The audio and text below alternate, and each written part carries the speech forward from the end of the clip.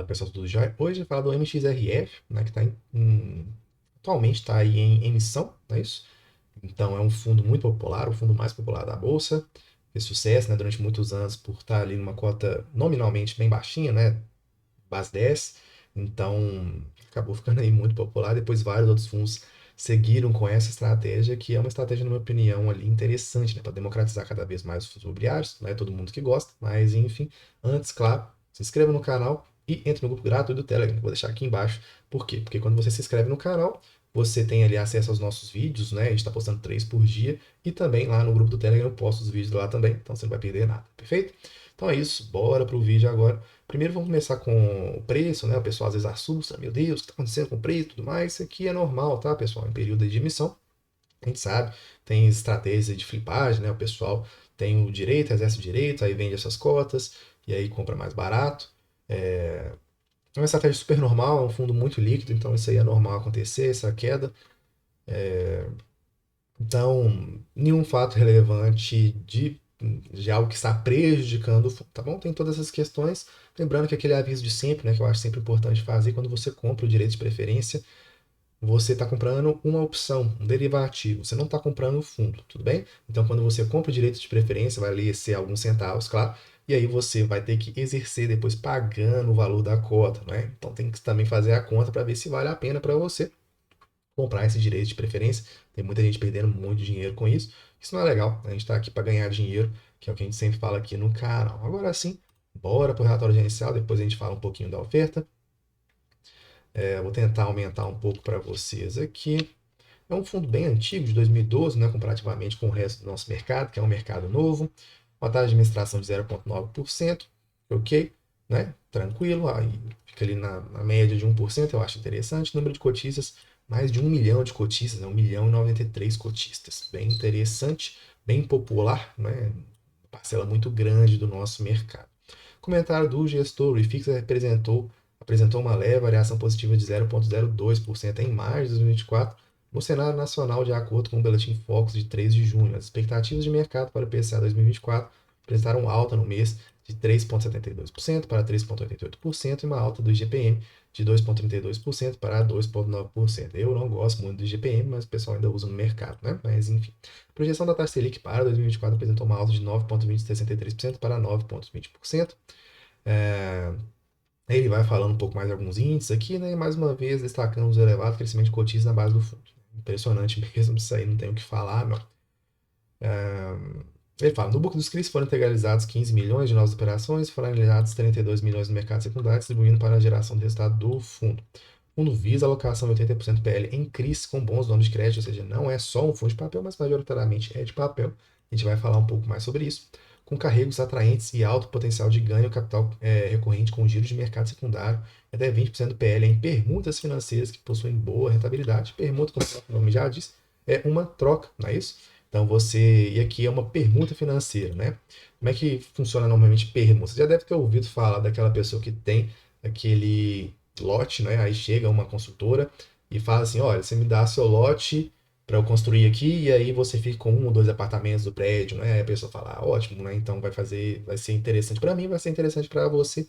Aqui é uma permuta financeira, né? Eles não querem ficar com esses imóveis, eles querem ali participar dos resultados financeiros. Então é mais ou menos isso que quando você lê permuta financeira, acho que nem sei se todo mundo conhece como é que é, mas tem essa visão ali da permuta física para você embasar o que é uma permuta financeira. A gente vai falar um pouco mais sobre isso no relatório gerencial lá embaixo.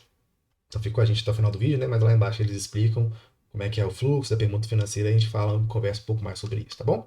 Que possui uma boa rentabilidade com retornos ali do INCC, mais um índice que eu não gosto, mas é um índice normal ali no mercado, né? De 13%, além de operações de FII com características de CRIs. Ou seja, aqui essa parte vai ser uma parte mais arrojada, essa permuta financeira, né? Como eu disse, né? Uma troca, digamos assim. É um investimento, né? Na verdade, é um investimento, sendo ainda mais simples, né? Um investimento um pouco mais direto, ou seja, tem mais risco, só que aí com uma proposta de retorno mais alta também do que um CRI, beleza? Então entenda como isso, né? Se facilitar ainda mais, é um investimento um pouco mais direto no negócio, lá no desenvolvimento. Os rendimentos oferidos no segundo regime de caixa, que eu gosto pra caramba, que é quando o dinheiro cai dentro do caixa do fundo, né? Foram de 0,09 por cota, o que é diferente, né? Regime caixa de regime contábil Tem toda uma discussão sobre isso no mercado. Mas o regime contábil é quando você contabiliza aquilo ali ou seja, gera o fato contábil. O regime caixa não, ele caiu lá mesmo o dinheiro, por isso que eu gosto, tá bom? As operações de permutas financeiras distribuíram no mês de 2,3 milhões de reais em dividendos no book de CRI.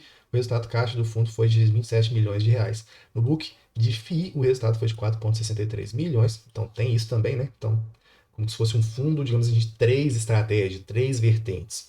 Ainda em virtude do regime caixa, seguido pelo fundo e dos meses de inflação alta, o fundo possui uma reserva acumulada de correção monetária na ordem de 8,86 milhões, que é uns 2 centavinhos aí por cota. No regime de caixa, os rendimentos são distribuídos quando efetivamente transitado, eu acabei de explicar isso. Aqui ele fala, né, distribuição de rendimentos, né, um fundo bem saudável financeiramente, mas é claro, né, porque às vezes dá aquela pernada no rendimento lá, o pessoal fala, poxa vida, é, vou comprar e tudo mais, aí acaba pagando caro, não é porque o valor nominal é barato que o valor que você está pagando está barato, entende? Ou seja, você está pagando mais pelo fundo do que ele vale, e isso não faz sentido, já que é um fundo de 80% de crédito, tá bom? Mas é isso, tem várias vertentes dentro desse fundo, como fundos imobiliários, CRI e permutas, que eu acabei de explicar. De toda forma, como a gente vê aqui, né, tem um negativo aqui, as despesas, mas em comparação com as receitas, né, então é um fundo bem financeiramente saudável, só não espere que ele mantenha rendimentos muito altos para sempre. Vai depender muito das permutas financeiras também, que vão dar aquela pernada para cima, beleza? Por isso que é importante, qualquer fundo, né? É importante você pagar bons preços, né? Liquidez não precisa nem falar, né? É um fundo incrivelmente popular aí no mercado, então vou passar direto por isso aí. Mais de 1 milhão de cotistas, né? Impressionante mesmo. Resultado financeiro a gente já falou sobre isso, né? Um fundo aí financeiramente saudável, mas que muito provavelmente às vezes ele dá umas pernadas ali dos rendimentos, vai ser por causa disso, né? Dessas permutas financeiras. Você tem que olhar em relação a isso, né? Em relação à rentabilidade, isso aqui vai depender muito do preço, né? Tem gente que tem uma rentabilidade interessante, mas como eu disse, se você pagar mal um preço ruim nesse fundo aqui, você vai perder para o IFIX, o que não é o que a gente quer que aconteça, beleza? Que ele até mostra, né, nos últimos 12 meses a diferença versus o IFIX, o que é negativo, tá bom? Aqui, diferença versus IFIX, né? Então, sempre pegue bons preços por eles. Vamos até mostrar aqui mais em relação ao valor de mercado mesmo. Quando você pega aqui desde 2017, você pega o IFIX aqui comparando aqui, aí você vê, né, o valor da cota mais rendimentos. É justo, tá? Você colocar aqui o mais rendimentos, porque o IFIX é um índice de retorno total, ou seja, ele considera esse reinvestimento dos rendimentos. Então, não é algo injusto, não. Então, a gente vê o IFIX aqui 16,14, né? E o valor da cota mais os rendimentos, o patrimonial da cota mais rendimentos e o valor de mercado da cota aqui subindo, né, acima do IFIX, que é o que a gente quer no final das contas. A gente vê também o NTNB, né, que são os títulos públicos ali vinculados à inflação também, tendo uma rentabilidade incrível. Por isso que eu sempre falo para vocês que renda fixa no Brasil não é perda fixa, como o pessoal fala, na verdade é excelente, na minha opinião, muito seguro, um custo-benefício muito interessante, ou pelo menos é o mais seguro que a gente tem, né? Não existe ativo livre de risco, apesar do que o mercado chama assim, tesouro direto, né? Não existe isso, é só um jeito de falar, mas é o mais seguro que a gente tem, perfeito? Em relação ao portfólio, né? CDI ali, taxa de aquisição 2,66, CDI mais 2,8%, IPCA mais 7,9%, e a taxa média aqui da marcação do mercado 9,16. É um fundo que vai te deixar multimilionário? Não, a não ser que você já aporte milhões de reais neles. Fundos imobiliários não são criptomoedas, né? Que você pode ali ficar ou muito pobre ou muito rico. Fundos imobiliários são aquela rentabilidade interessante e, na média, muito melhor do que vários outros ativos, com toda a certeza, beleza? 77% de CRIs, perfumes financeiros 4%, FIIs 13%, ou seja, tem várias estratégias dentro desse fundo, pelo menos 3 aqui, então considere isso, mas claro, ele é um fundo de papel, vale a pena você pensar assim também. Crédito corporativo, comercial, né? Não é um fundo que vai investir naquelas coisas muito arriscadas, muito arrojadas, tem uma exposição relevante em FIIs também, não mais do que outros fundos, a gente vê outros fundos que têm uma exposição muito maior, mas ainda assim, né, é algo que você tem que ficar ali de olho, tá bom? Aqui ele fala também dos novos ativos, né? Ele pegou aqui 10 milhões em IPCA mais 9,75% e 5 milhões em IPCA mais 11%. taxas interessantes, né? Ainda mais comparando que são ativos ali livre de impostos de renda, indexadores dos CRIs, mais IPCA. Então você já sabe aí também, quando o IPCA vier mais alto, nominalmente ele vai pagar mais também. Setores da economia residencial, a gente já falou um pouco sobre isso, né? Mas food retail, shoppings. Mas é isso também, né? Então ele faz meio que esse equilíbrio ali entre CDI e IPCA, tá bom? Então é interessante, né? É interessante aí porque ele fica de certa forma protegido, que às vezes tem umas distorções meio que bizarras que acontecem no Brasil, né? Então ter essa estratégia pode ser sim interessante, né? Caso seja ali do gosto do cotista, perfeito? Então saiba antes de entrar no fundo também. É isso que eu tenho a falar. A gente vê que tem um vencimento ali longo, né? Dos CRIs, né? A maioria aqui mais de 2031. E ele fala também, né? Abaixo evidenciam os status dos CRIs com histórico recente de eventos que já influenciaram os fluxos de pagamento. A soma dos ativos abaixo apresenta em 0,41%, né? Que ele fala, não vou ficar lendo, ele fala do CRI Hart e do CRI Esser. Após o vencimento da operação e execução das garantias, o fundo deteve uma participação do edifício Oceânico na cidade de Santos, e que ele fala do Esser, né? O time de gestão continua trabalhando firme na monetização dos ativos que compõem as garantias. E aqui ele mostra mais alguns ativos, né? O Plan e o Next Group, mas, como eu disse, né? 0,40%, caso você queira, enfim, ler um pouco mais sobre isso, mas o importante é você entender a estratégia do fundo como um todo, como eu estava falando para vocês antes. Claro, claro, caso você seja cotista do MXRF, queira ali acompanhar ali na vírgula, é interessante também, né? Só não vou ficar aqui lendo para vocês algo que eu acho que está ali no 0,41%, né? É relevante, com certeza, né? Mas a estratégia como um todo é muito mais relevante. A gente vem aqui, né, percentual do PL, ó, pra você ver, né, a parte, isso é um ponto positivo no fundo, a gente tem que falar também. A maior posição dele é 4,73%, então tem uma diversificação alta, o pessoal fala mal do MXRF, né, mas eu não entendo por que falam isso tão mal, né, é o melhor fundo de todos e tudo mais, não, mas não é um fundo ruim também, né, ou seja, a gente viu no mercado aí fundos dando muito problema, esse aqui ele é bem diversificado, tem essas estratégias ali, três estratégias dentro do fundo, né, que podem, ou seja, dar uma estabilidade, também dar aquela pernada para cima, então eu não entendo muito esse pessoal que fala muito mal do MXRF. Eu entendo o pessoal que critica no sentido de que é um fundo muito, muito popular e talvez tenha outros melhores, eu entendo, isso aí é verdade mesmo. Mas falar mal por falar mal não faz sentido. É um fundo popular, né? Por isso que tem que. Não é só porque ele é popular que a gente vai falar mal dele, tá bom? Então tem essa diversificação aí que é bem positiva. Aí ele fala detalhamentos ativos, né? Como eu disse, não vou ficar lendo tudo. Né? Acho que caso você tenha interesse, né, de aprofundar um pouco mais, faz sentido, mas olha que é isso que eu estou falando para vocês, né?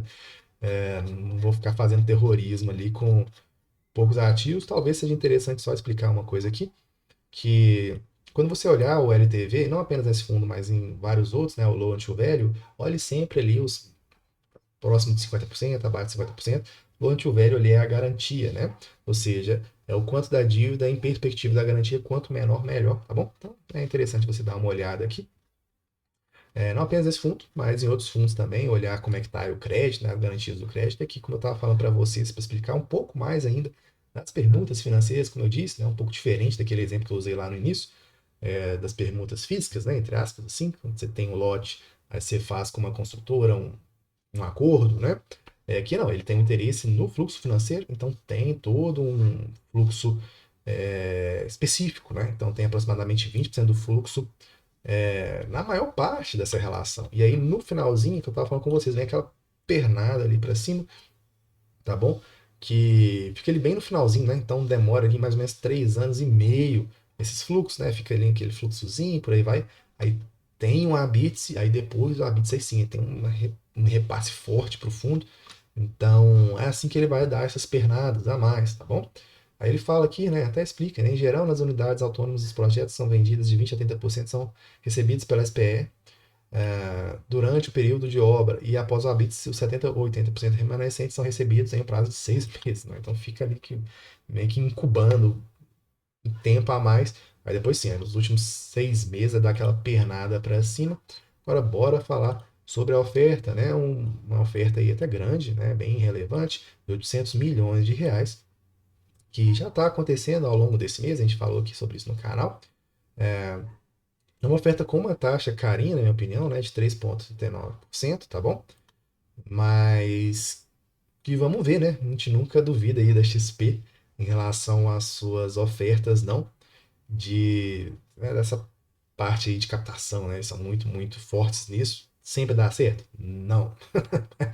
Mas tem essa perspectiva aí mesmo. Então, tem um preço unitário de 9,74, né? Mais o valor correspondente da taxa. Então, sempre considere isso também na hora de você olhar, né? E como eu já disse, chamar o cronograma aqui, já está acontecendo, né? Já está acontecendo essa oferta. E por isso, né, que as cotas já deram aquela diminuída. Como eu disse, né, tem o encerramento do período de direito de preferência aqui no dia 27 de junho, né? Então, de quando eu estou postando esse vídeo aqui, muito provavelmente essa data já passou, tá bom? Mas eu já fiz a notícia, né, anteriormente aqui no canal dessa oferta. Mas é isso, né? Uma taxa cara, a XP cobra mesmo, né? Porque eles têm um exército lá para fazer essa distribuição, mas não se assuste com a queda do valor da conta, né? É normal nesse período também, e vários outros motivos também, macroeconômicos e por aí vai. Perfeito? Então é isso. Se chegou até aqui, considere ser membro do nosso canal, que é R$ 4 e pouquinho. Então é assim, um valor simbólico, você tem acesso a um grupo VIP, e você também tem acesso a vídeos exclusivos, beleza? Até a próxima. Tchau, tchau.